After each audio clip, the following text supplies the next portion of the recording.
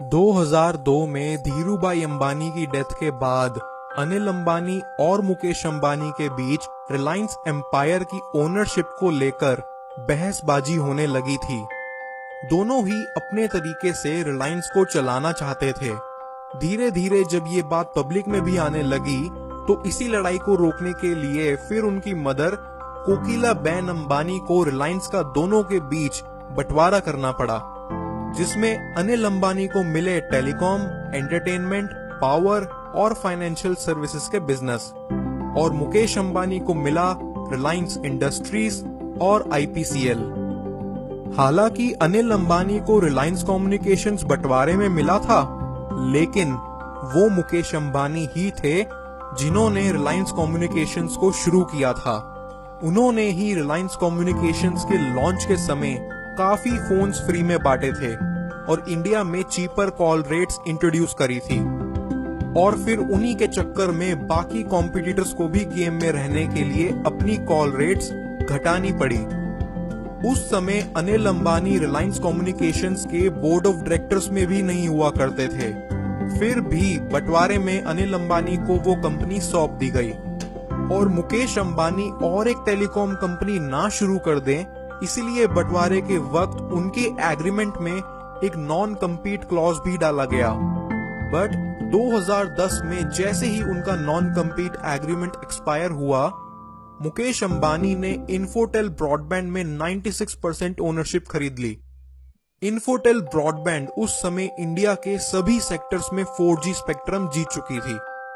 मुकेश अंबानी ने इस कंपनी को खरीद के इसे एक नया नाम दिया, जियो।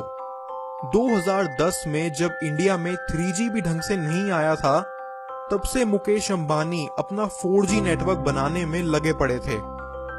यहाँ बात सिर्फ पर्सनल दुश्मनी की नहीं है, यहाँ बात है मुकेश अंबानी के रिलायंस कम्युनिकेशंस के साथ पर्सनल एक्सपीरियंसेस की। मुकेश अंबानी को एक बात डेफिनेटली पता है कि जो मार्केट में एग्जिस्टिंग नेटवर्क प्रोवाइडर्स हैं ना, वो ज्यादा खास नहीं है और वो खुद इस काबिल हैं कि उनसे कम्पीट कर पाएं। टेलीकॉम एक बहुत लुक्रेटिव बिजनेस है और मुकेश अंबानी इस बिजनेस के पक्के खिलाड़ी रह चुके थे। Telecom companies on an average her user से 150 रुपए पर मंथ अर्न करती है, but still Jio on an average in सबसे ज्यादा पैसे कमाने वाली है, जस्ट बिकॉज वो अपने टैरिफ प्लान्स की प्राइसिंग और सर्विसेज सबसे अलग लेके चल रही है। जियो ऑल ओवर इंडिया में unlimited free calls, double data और नाइट अनलिमिटेड करके on an average her customer से 250 रुपए कमाएंगे।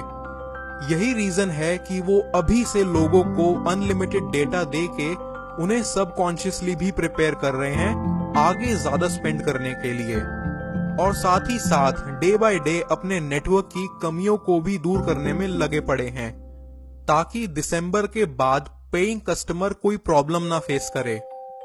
जियो ने अपने फाइबर ऑप्टिक नेटवर्क में 1.5 लाख करोड़ रुपए इन्वेस्ट करे हैं। अगर हम एयरटेल, वोडाफोन और आइडिया को कंबाइन भी कर देना, तो भी ये उनसे 2 गुना ज्यादा इन्वेस्टमेंट बैठती है।